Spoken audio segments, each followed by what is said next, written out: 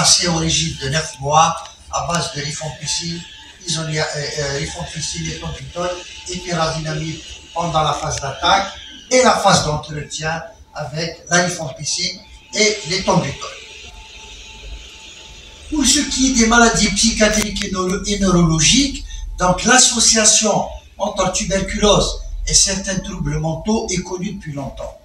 Donc le réajustement de la posologie du traitement psychiatrique ou neurologique s'impose à cause de l'effet inducteur enzymatique de la rifampicine.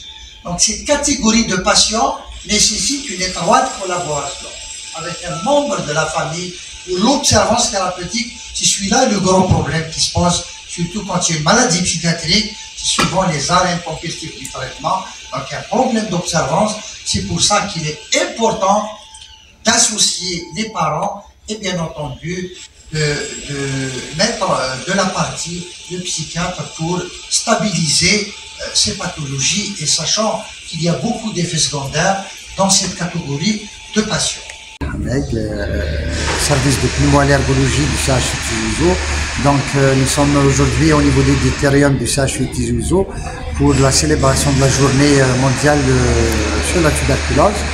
Et voilà, donc le slogan cette année c'est l'éradication de la tuberculose, comme celui qui est mis par l'OMS. Donc on a traité dans cette journée tous les aspects de la tuberculose. En ce qui me concerne, j'ai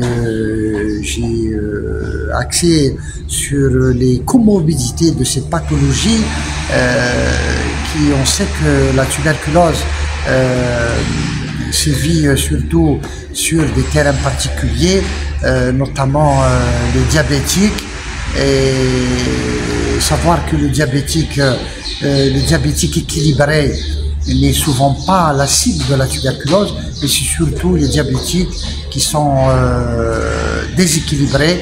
Et comme on est en période de jeûne, donc mon conseil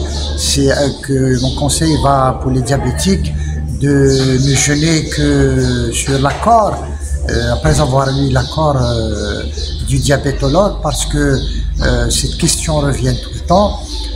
Donc il faut savoir qu'un diabétique mal équilibré peut faire de la tuberculose à cause de l'immunodépression inhérente au déséquilibre de sa maladie. Donc les sujets également, vous avez les sujets contacts, surtout les enfants, qui sont également des sujets contacts de tuberculose. Et nous avons aussi les maladies psychiatriques. Les malades psychiatriques qui sont une population très vulnérable à cause du tabagisme important dans cette frange de population, et aussi la maladie psychiatrique, c'est surtout l'isolement, la malnutrition qui fait que la tuberculose sévit dans cette frange de population. Nous avons aussi les patients insuffisants rénaux. On sait que les patients insuffisants rénaux dialysés, non dialysés, font également beaucoup de tuberculose pulmonaire et surtout de tuberculose extrapulmonaire.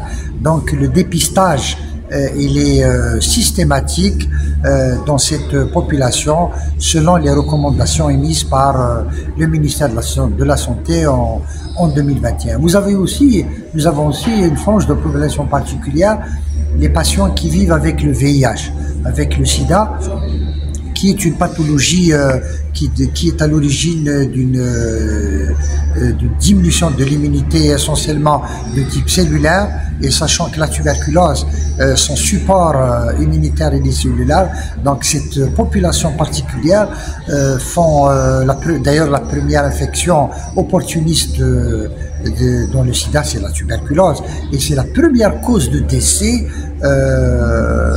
dans le sida. Donc cette frange de population doit être systématiquement dépistée. Nous avons aussi une frange de population particulière, les patients candidats et une biothérapie, ce sont des patients qui font des maladies inflammatoires chroniques, comme ceux qui sont suivis en rhumatologie ou en médecine interne pour des rhumatismes inflammatoires, des maladies de système qui doivent recevoir des médicaments innovants, les biothérapies. Donc ce sont des patients chez qui il faut systématiquement rechercher l'infection tuberculeuse latente parce que ils font beaucoup de tuberculose dans cette population. Voilà.